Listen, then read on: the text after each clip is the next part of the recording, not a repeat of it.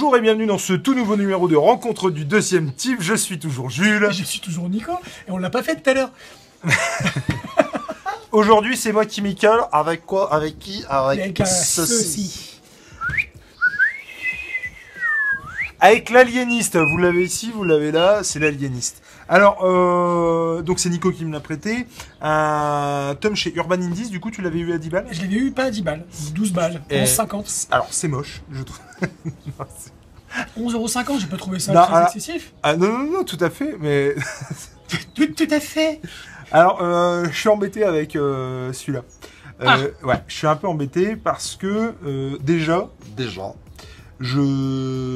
pour moi, c'est quelque chose qui n'a strictement rien à foutre chez Urban, et d'autant plus chez Urban Indies. Oh, je suis pas d'accord. Non, attends.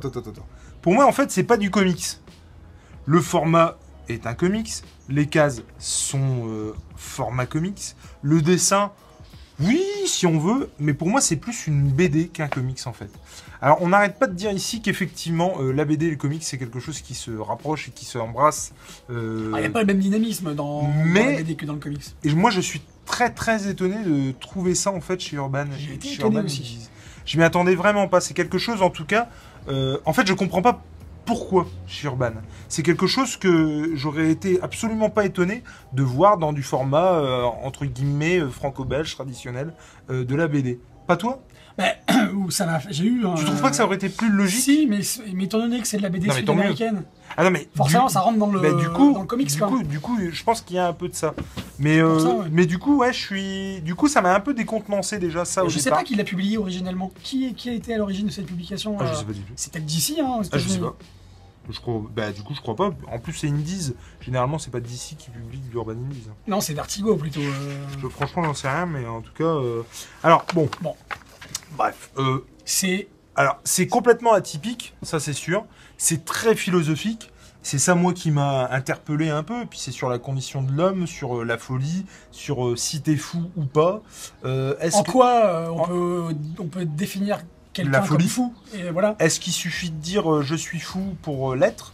Est-ce qu'il suffit de se rendre compte et d'accepter qu'on soit fou pour ne pas l'être? Voilà, vous avez 4 heures. Non mais c'est intéressant parce que c'est un peu ça, c'est un peu l'idée de tout cet ouvrage, ouais. Je te coupe, c'est aussi le questionnement qu'on peut avoir, c'est est-ce que moi, qui arrête pas de dire que les autres sont fous, est-ce que je ne suis pas fou moi-même? Non mais tout à fait. Et c'est un peu le propos du bouquin d'ailleurs. Est-ce que finalement c'est pas tous les psys qui sont fous?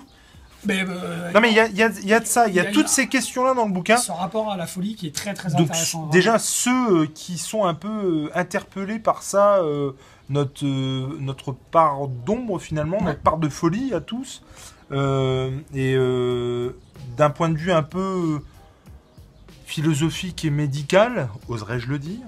Mais en tout cas, c'est quelque chose qui, de toute façon, moi, a attiré mon attention. Ça, c'est clair. Comme je vous disais, il y a des relents philosophiques. Moi, le dessin, alors, tout ça, ça m'a super hypé de fou. Malheureusement, c'est pas forcément ce que j'ai retrouvé dans la BD. Non. Ce côté aquarelle, entre parenthèses, j'ai rencontré un mec au Festival d'Amiens qui travaille l'aquarelle. Il s'appelle Virgile Antoine. Et il y a, mince, je me souviens plus du titre de son ouvrage, un monstre. Un mystère monstre, bref, je vous mettrai, tiens, le truc là, maintenant tout de suite, ici, voilà. Le titre de son ouvrage, qui fait de l'aquarelle, et je m'attendais, avec ce bouquin, exactement au travail que j'ai retrouvé de Virgile Antoine sur le festival de la BD d'Amiens. Vous aurez une vidéo dans peu de temps où vous verrez un peu plus son travail. Mais, si je puis me permettre, par rapport au dessin, je pense que le dessin... Il est très simpliste, très minimaliste. Très bien. Il y a un jeu qui est intéressant parce qu'on parlait tout à l'heure du rapport entre la folie et la normalité. Quel est-il? Où se situe l'un, où se situe l'autre? Et je trouve que le fait d'avoir choisi ces couleurs-là, qui sont très claires, très pâles, le jaune pâle, complètement. On a un contraste entre cette couleur-là et le noir tout le temps, l'obscurité. Et donc, on a tout le temps ce rapport entre la folie et la normalité. Il y a un jeu aussi avec le fait que... Alors, il me semble que ça se passe au 19e siècle. C'est fin 19e siècle, pas de conneries. Fin 19e siècle. Du coup, fin 19e. Et on a ce jeu, finalement, avec le fait que ce soit temporel à cette époque-là, mais en même temps intemporel par rapport à la folie. C'est figé dans le temps, effectivement. On se pose toujours les mêmes questions aujourd'hui, finalement. et ça interpelle encore aujourd'hui. En gros, le pitch de l'histoire, c'est un gars qui est reconnu par tous comme étant un éminent scientifique ici, qui en gros Qui fait des travaux sur la folie. voilà, qui fait des travaux sur la folie, qui décide d'un commun accord avec son village du sud des Amériques, il me semble. C'est en Brésil, je Ouais, pense. ouais. Non De faire une institution qui pourra accueillir tous les prétendument fous. Voilà. Et au fur et à mesure, il se rend compte que plus ou moins tout le monde est fou. Selon les critères qu'il a définis pour pouvoir déceler la folie chez quelqu'un, il se rend compte que tout le monde est potentiellement fou.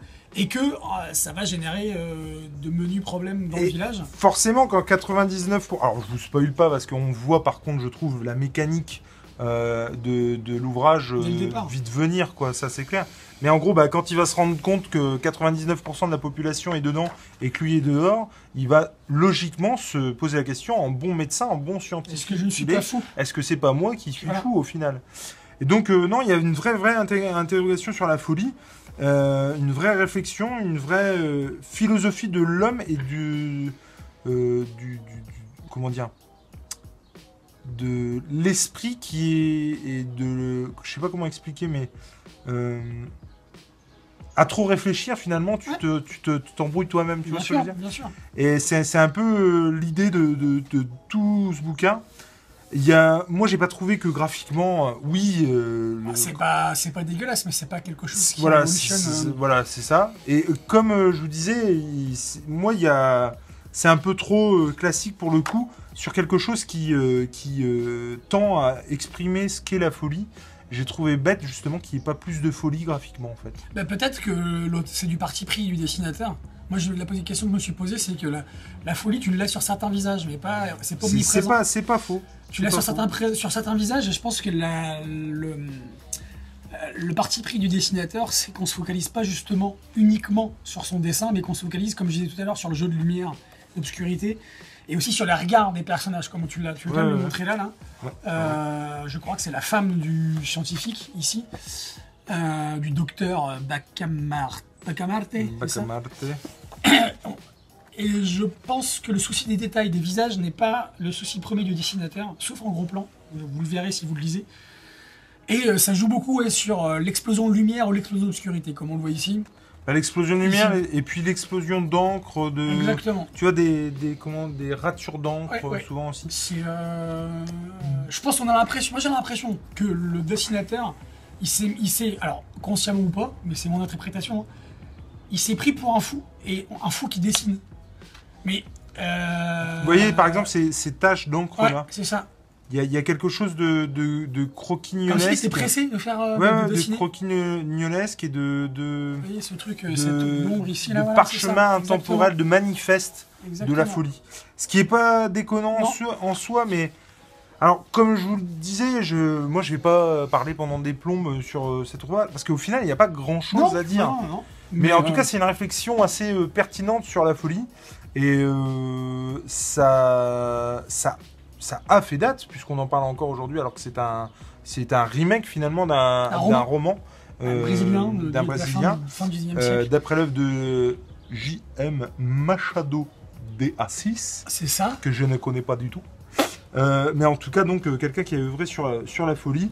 Je pense effectivement que cet ouvrage lui rend bien hommage. Je pense, ouais. Si vous êtes intéressé par la folie, en tout cas, c'est quelque chose qui pour moi doit être lu. Après, j'aurais été vert de l'avoir acheté. Ouais, pas moi, j'ai pas été déçu. Tu vois, t'es pas la première personne à qui je l'ai prêté. Ouais. Et tous ceux à qui je l'ai prêté ont été agréablement surpris. Non, mais alors, non. Je vais réitérer ce que je viens de dire, parce que c'est pas vraiment ça. Disons que tu me l'as prêté, je l'achèterai pas. Ouais. Tu vois ce que je veux dire ? Il y a des trucs que tu m'as prêté. Et que tu as acheté. Et que j'ai acheté. Que je vais acheter. Celui-là, je l'achèterai pas. Non, c'est pas un indispensable, voilà. Mais... moi, je suis vachement curieux, donc ce qui fait quand je l'ai vu dans une librairie. Ah non, mais moi aussi, par contre, j'étais hyper content de l'avoir lu. Mais je crois que je l'ai même acheté d'occasion, je l'ai pas acheté neuf. En tout cas, bref, je ne sais pas comment, je ne sais pas si je sais pourquoi, je ne sais pas comment, mais en tout cas, je vous encourage quand même à le lire. C'est une réflexion sur la folie, de remise en question, finalement, on n'est pas si fou que ça. ou peut-être que finalement on est un peu plus fou que les La autres. remise en question de ce qu'on appelle la norme. Et est-ce que c'est Le curseur, voilà, il est où quand il se c'est situe? ça, tout à fait. Et est-ce que c'est pas finalement mieux d'être en dehors des normes? C'est ça. C'est On- peut-être ça Ouais, on restera là-dessus, Ouais. je pense. Et je pense que ce soit des trucs sur la folie, des comics, des BD, ou même, je sais pas moi, le 4e de couverture du magazine de la Redoute. L'important c'est de lire. Voilà. Allez, ciao!